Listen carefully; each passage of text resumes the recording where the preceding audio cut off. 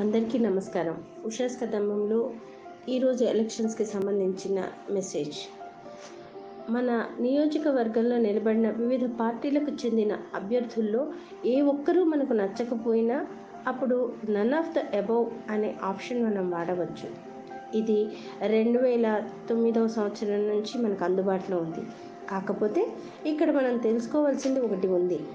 ఓ నియోజకవర్గం నుంచి నుంచున్న అభ్యర్థుల్లో ఎవరూ మనకు నచ్చకపోతే నోటా వేసి ఆ ఎన్నిక చెల్లకుండా చేద్దామని అనుకుంటే కుదరదు.